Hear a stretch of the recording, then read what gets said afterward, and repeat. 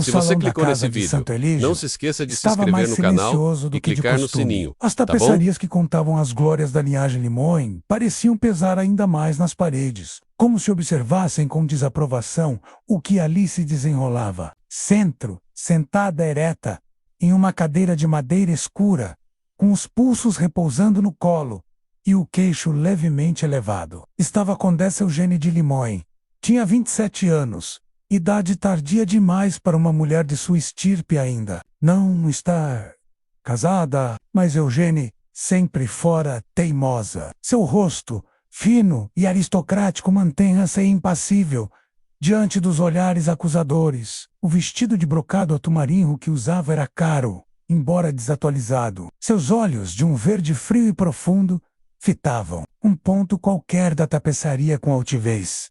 À sua volta, os membros mais influentes da família e alguns conselheiros do clã discutiam entre si em murmúrios. O conde Maximilian, seu pai, estava em pé, de costas para a filha, com as mãos cruzadas atrás do corpo. Seu semblante, duro como pedra, não se suavizava nem mesmo sob a sombra pesada da humilhação pública. Já não é mais uma questão de honra, mas de sobrevivência.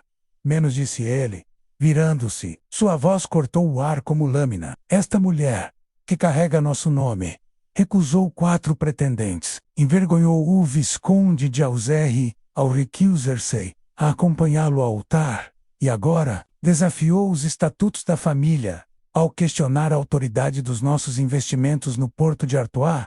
Aquilo era tráfico humano, Eugênie murmurou, quase inaudível, mas com firmeza. Os olhares voltaram-se para ela, com o choque de um raio. Silêncio! Trovejou o conde Madame Bernadette, a velha ama que havia criado Eugênie. Baixou os olhos. Sabia que nenhum apelo salvaria sua menina.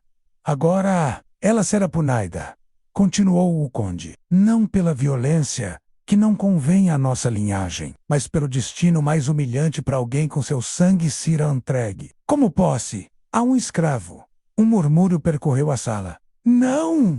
Gritou a marquesa de Brioni, tia de Eugênie. Isso é uma desonra, pior que a morte. Que assim seja, então, respondeu o conde. Que a condessa Eugênie de Limoin viva como os homens que ela defende. Que sinta na pele o peso do chão, o silêncio das ordens e o olhar de quem não pode toquelar sem permissão. Eugênie se levantou. Não sou vossa propriedade, pai. Não, não mais, disse ele. A partir de agora, você pertence a Molique. O nome caiu como um trovão. Era um dos escravos mais antigos das terras Limoine. Tinha vindo de Alemar, era forte, silencioso e evitado até pelos criados. O salão silenciou completamente. Dia seguinte, sob o sol pálido da manhã, uma carruagem modesta levou a condessa para a antiga fazenda de produção de tecidos rústicos da família, hoje quase abandonada, onde viviam os servos mais esquecidos. Não houve escolta, apenas a velha Bernadette ao seu lado e um criado conduzindo os cavalos. Ao descer, Eugênie pisou em chão de terra batida. O cheiro de mofo e bicho era penetrante. Galinhas corriam entre tábuas mal pregadas. Madeira com portas largas permanecia entreaberto, e ali, parado como uma sombra viva, estava Malik. Alto, com ombros largos e pele marcada pelo sol e pelo tempo, Malik observava sem emoção. Seus olhos, de um castanho quase negro, não se abaixavam, nem se fixavam nela, menos ele apenas existia, em silêncio. Vestia calças rústicas e uma túnica puída. Havia algo de altivo em sua postura.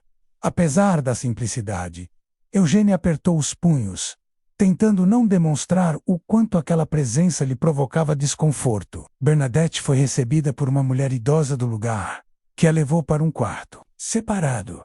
A condessa, no entanto, foi levada para um pequeno espaço ao lado do galpão principal. Tinha uma esteira de palha, uma jarra d'água e um pano que cobria uma vasilha de barro. Aqui, ela disse, revoltada. Exou uma cela. Ninguém respondeu. Malik havia desaparecido na sombra do galpão, como se não existisse. Naquela noite, a condessa não jantou. Deitou-se, orgulhosa, de costas para a porta aberta, ouvindo o som do vento e do trabalho que ainda se arrastava no fundo da noite. Sentia-se como um animal exilado, mas não chorou. Ela não se permitiria. O último som que ouviu antes de adormecer foi o bater ritmado de um machado ao longe. Malik, cortando lenha, ele não havia sequer olhado nos olhos. Eugenie fechou os olhos com raiva. Esse escravo saberá quem eu sou. O amanhecer não trouxe alívio. A luz filtrava-se entre as frestas do teto, desenhando listras finas sobre o corpo imóvel de Eugenie. Ela despertou tensa, como se cada músculo já soubesse da afronta do novo dia. Do lado do fora, sons de vida rudimentar se espalhavam. Galinhas cacarejando, passos na terra, o leve murmúrio do riacho que cruzava. A propriedade. Mas o que mais a incomodava era o silêncio dentro da casa. O silêncio daquele homem. Ela se levantou com dignidade forçada. Passou a mão nos cabelos presos, ajeitando-se como se ainda estivesse sob os olhos de uma criada. Ao sair da pequena porta, viu Malik a poucos metros, rachando lenha, com gestos precisos. O suor lhe escorria pelo pescoço musculoso, mas seu rosto era inexpressivo. Eugenie o encarou. Preciso de água quente para lavar o rosto. E chá, se não for pedir demais. Malik não respondeu, nem parou o que fazia. Ela insistiu. Você ouviu o que eu disse? Ele apenas colocou outra tora sobre o tronco e continuou. A condessa sentiu o sangue ferver. Aquilo era insubordinação. Ou pior, era desprezo. Você sabe quem eu sou? Nenhuma resposta. Um escravo não pode ignorar sua... Senhora! Ela avançou 2 passos, responda-me. Malik finalmente parou. Olhou para ela por um breve segundo. Depois se virou. Pegou o feixe de lenha e caminhou para dentro do galpão, como se ela fosse ar. O orgulho de Eugenie doeu como uma bofetada. Ela passou o dia em rebeldia. Recusou-se a comer o mingau ralo que uma criada mais jovem lhe ofereceu. Jogou fora a roupa simples que lhe deixaram, preferindo andar com a mesma peça suja do dia anterior. Tentou forçar a porta do pequeno estábulo, gritando que exigia um cavalo para partir. Eu sou uma limoim. Vocês todos vão pagar caro por isso. Mas ali, no meio do mato e da poeira, os nomes antigos da nobreza não valiam nada mole que a ignorava. Quando cruzavam caminhos, desviava sem pressa, como se ela fosse uma pedra ou uma planta. Trabalhando no campo, carregando sacos, recolhendo lenha, alimentando os animais. Ele fazia tudo com a mesma calma e força muda. Durante a tarde, Eugenie tentou fugir. Escondeu-se atrás de um carro de boi que sairia com mantimentos, mas foi descoberta por uma das mulheres do campo antes mesmo de atravessar a porteira. Riram dela. Ela caiu, sujando-se de lama. Malik viu a cena. Não riu, não a ajudou, apenas se afastou. Mais tarde, quando a noite chegou e os mosquitos começaram a cercar a pequena habitação, Eugenie se recusou a dormir ali de novo. Foi até o galpão, onde Malik mantinha seu espaço. Ele estava sentado à luz de uma lamparina, afiando uma faca. É perigoso para uma dama dormir sozinha. Menos ela disse, com sarcasmo. Talvez o meu protetor silencioso me ofereça abrigo? Malik não respondeu. Ou talvez prefira que eu morra de frio. Silêncio. Ela entrou mesmo assim. Sentou-se no canto, orgulhosa, os braços cruzados. Então é isso? Vou caminhar dia? Ou tem medo de mim? O brilho da lâmina refletia nos olhos dele. Finalmente Malik falou. Sem emoção. Não tenho motivo para te odiar. Nem medo de ti. Então por que não fala comigo? Ele parou a faca. Olhou diretamente para ela. Sua voz era grave, firme, porque palavras demais podem estragar o silêncio de quem nunca foi ouvido. Ela sentiu um calafrio. Nunca alguém lhe falara assim. Ele voltou ao que fazia. Não pense que me acostumarei a isso, ela disse, mais fraca. Nunca fui feita para viver entre animais e barro. Nem os animais escolheram viver assim. Ele respondeu, ainda sem ojalá. Eugenie calou-se. Havia algo naquela frase que a feriu, que a expôs.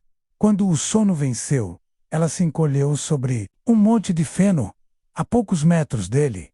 O chão era duro, o cheiro de madeira intenso. Molique não dormia, apenas vigiava, como se sua vida não lhe pertencesse. Como se estivesse sempre à espera do próximo peso a carregar.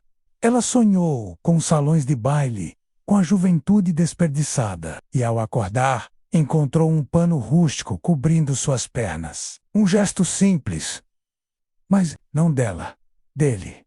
O terceiro dia amanheceu envolto numa névoa baixa, como se o céu também hesitasse em revelar a nova realidade da Condessa Eugênie de Limogne. Os pés da jovem estavam feridos pelas tentativas de fuga, e sua dignidade, esgarçada, como os panos que agora vestia. No entanto, algo havia mudado. O pano deixado sobre suas pernas durante a noite não era apenas um gesto de cuidado, era uma afronta sutil à sua lógica nobre. Por que um escravo lhe daria calor sem desejar posse?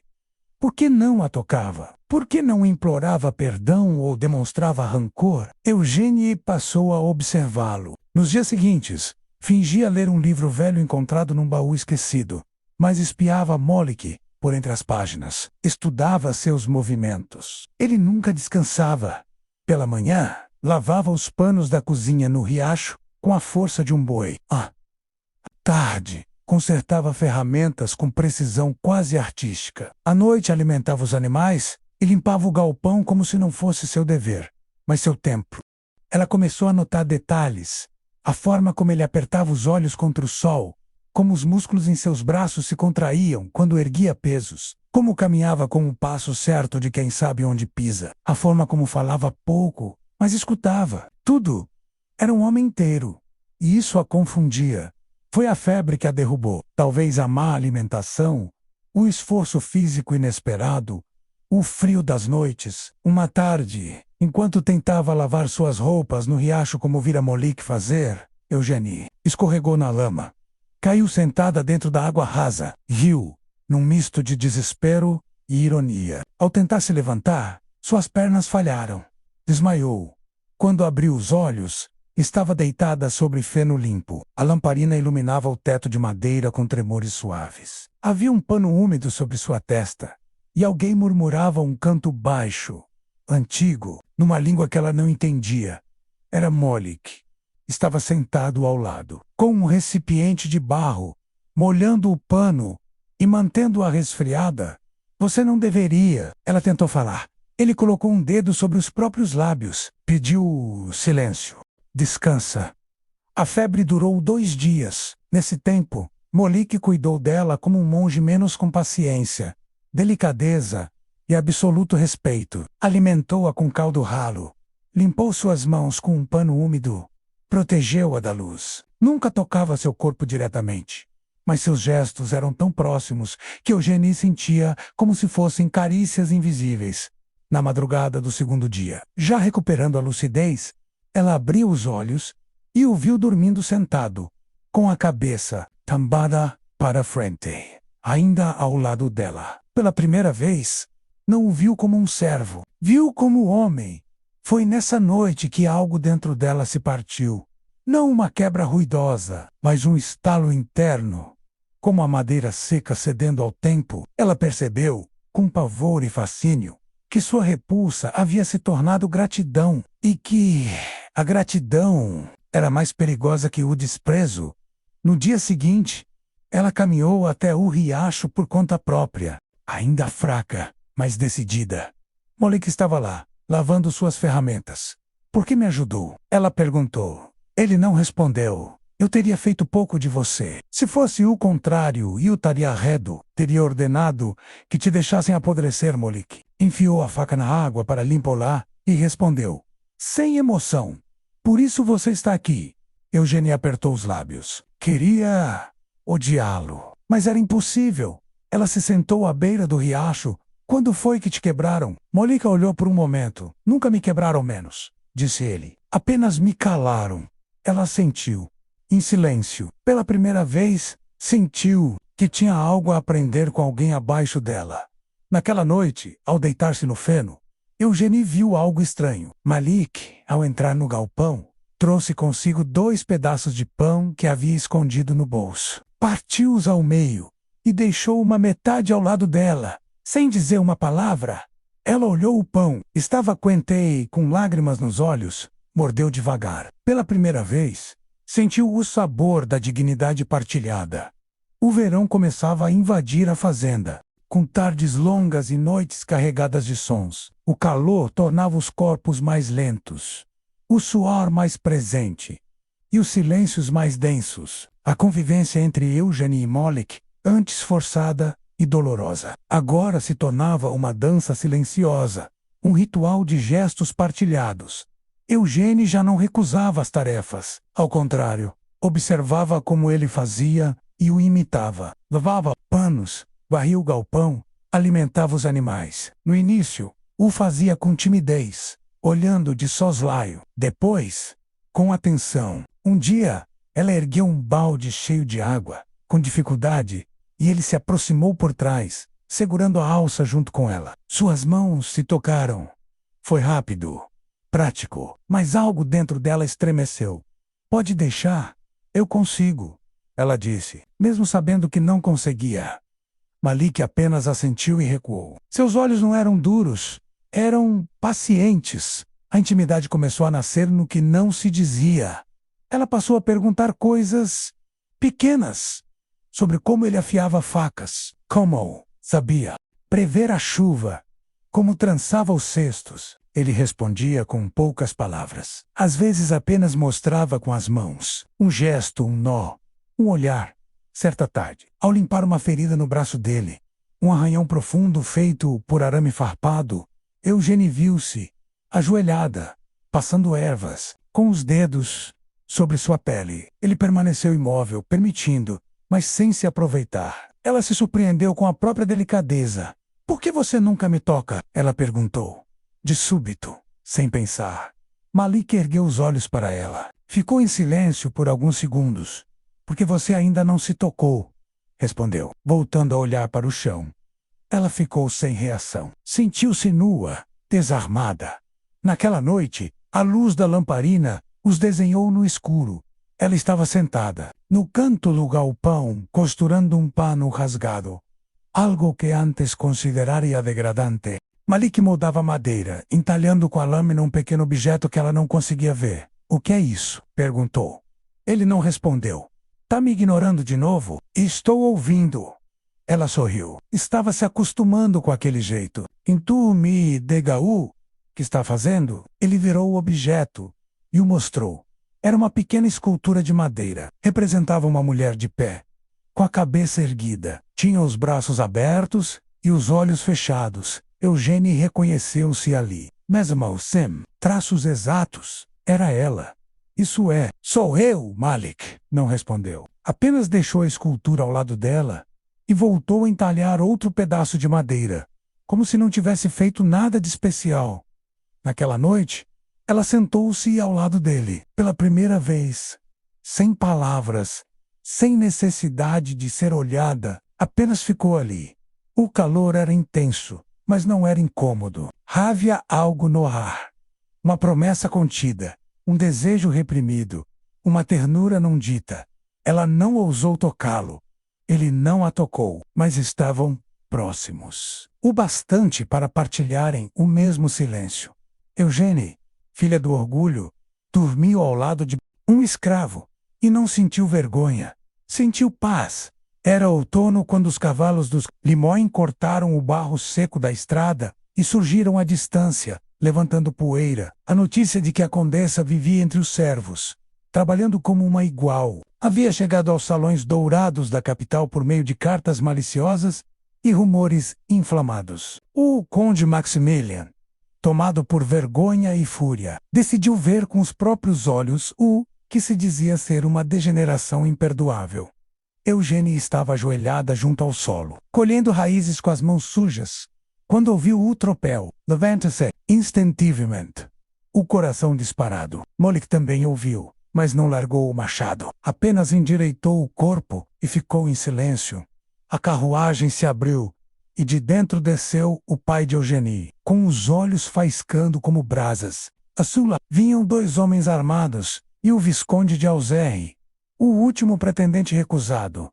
Que espetáculo grotesco, disse o conde, ao ver a filha em trapos, suada, com os cabelos soltos, uma limoinha ajoelhada no barro. Entrei. Animais e servos, estou viva, pai, respondeu Eugênie, erguendo a cabeça, mais viva do que jamais estive sob seu teto. O Visconde olhou Malik com desdém. É ele, não é? Cuspiu. O selvagem que enfeitiçou sua cabeça. Ou seria seu corpo? Eugênie sentiu o rosto arder, mas não negou. O conde virou-se. Para os soldados, prendam-no. Usem corda se necessário. Este homem será vendido amanhã. E você, Eugênie, será levada de volta, nem que seja amarrada ao estribo do cavalo. Os soldados avançaram. Malik não reagiu. Não fugiu. Api ergueu as mãos. Não! Gritou Eugênie, correndo até ele. Não o toquem. O conde a puxou com força pelo braço. Envergonhou seu nome, sua mãe, sua linhagem. Você se deitou com um escravo. Nunca! Ela gritou. Com orgulho, e mesmo assim nenhum homem nobre jamais me olhou como ele. O Visconde esbofeteou a Malik. Avançou, instintivamente, mas foi contido pelos soldados. Não lutou, seus olhos diziam tudo. Não havia medo. Havia uma dor silenciosa, firme. Naquela noite, Malik foi acorrentado no celeiro. Eugênie, trancada no quarto onde nascera. O mundo havia retomado o controle. No dia seguinte, o contrato de venda já estava redigido. Malik seria levado para um campo de exploração no sul, onde poucos sobreviviam mais de 3 anos. Eugênie, em lágrimas, tentou falar com o pai. Implorou, suplicou, ofereceu sua herança, sua reputação, até seu nome. Mas o conde não se comoveu. Melhor você morrer jovem do que viver como uma pária menos, disse ele. Então, ela fez o impensável. Esperou a noite, com a ajuda de Bernadette, que ainda vivia nos arredores, e fora trazida de volta para vigiar. Sua moral. Eugênie escapou pela cozinha, pegou a chave do celeiro, abriu a porta. Encontrou Malik sentado, com as mãos feridas pelas correntes. Você vai fugir, ela disse. E você? Eu sou o escândalo. Que escandalizem. Mas é liberdade. Ele hesitou. Não quero que morra por minha causa. Ela sorriu. Pela primeira vez em dias, não vou morrer. Só vou deixar de ser quem eles acham que eu sou. Ela cortou as cordas com uma faca de cozinha. Ele não a tocou, apenas a olhou, longamente, e fugiu. No amanhecer, a cama de Eugênie estava vazia. O pai, ao descobrir, quase enlouqueceu. Mandou cavaleiros atrás deles. Mandou avisos às vilas vizinhas, mas não os encontrou. O escândalo cresceu. Os jornais locais começaram a falar. Condessa foge com um escravo perigoso. Filha dos Limões enlouquece e se entrega à barbárie. Drake, de sangue azul. O mundo julgou. O mundo puniu, mas ela não se arrependeu. Fugiram para o norte. Cruzaram aldeias dormindo, florestas espessas e rios que cortavam o país como cicatrizes. Malik conhecia caminhos esquecidos, trilhas que os senhores nunca pisaram. Eugênie seguia ao seu lado, ora com fúria, ora com medo, ora com uma coragem que nem ela sabia possuir. Viviam com pouco, dormiam ao relento, escondidos em grutas, em celeiros abandonados, comendo o que encontravam, mas ela sorria. Pela primeira vez, não por dever ou educação, sorria porque era livre. Malik, no entanto, carregava o peso do que viria. Eles não vão parar, disse ele certa noite junto ao fogo. Você é o símbolo da rebeldia deles. Enquanto eu viver ao seu lado, serei a faísca. E eu? Ela perguntou. Com voz firme. O que sou? Você é a ponte que não querem que exista. Eugênie o olhou. Estava sujo, com o rosto marcado de cansaço. Mas era o homem mais íntegro que já conhecera então. Que nos queimem juntos. Mas o destino é cruel até com os que se amam em silêncio. Foram encontrados certa manhã, enquanto atravessavam um campo perto da fronteira. Soldados surgiram, em disparada. Malik tentou proteger Eugênie. Enfrentou os homens com uma foice de madeira. Foi atingido, 2 golpes. Um nas costas, outro no peito. Eugênie gritou. Foi, mas não antes de correr até ele, ajoelhar-se ao seu lado, cobrir seu corpo com o dela. O sangue tingiu suas roupas. Não, ela gritava. Ele não era meu escravo. Era meu igual. Um dos soldados hesitou. Os outros não. Malik, agonizante, segurou a mão dela. Seu olhar, mesmo prestes a apagar-se, era sereno. Você me viu? Eu te vi. Ela respondeu, com lágrimas e orgulho. E nunca mais serei cega. Ele morreu nos braços dela, de olhos abertos, livres. Os jornais chamaram de tragédia. Os nobres, de punição exemplar. O conde, de fim justo. Mas o povo começou a sussurrar. Diziam que uma condessa se ajoelhou diante de um escravo e chorou por amor. Que um homem, mesmo acorrentado pela sociedade, morreu com mais dignidade do que os reis. Que ela, depois disso, nunca mais voltou para casa. Eugênie sumiu. Alguns dizem que se tornou curandeira em uma vila distante. Outros, que se lançou ao rio. Há quem afirme que planta flores sobre uma cova anônima no alto de uma colina. Mas todos lembram da frase que ela gritou naquele dia, antes de ser levada. O sangue dele me libertou mais do que qualquer nome que eu carreguei. E assim, a história da Condessa Eugênie de Limoges e de Malik, o homem que recusou tocar por respeto, ecoa como lenda entre os campos, como poesia sussurrada no vento. Ele não era dela, ela foi dele.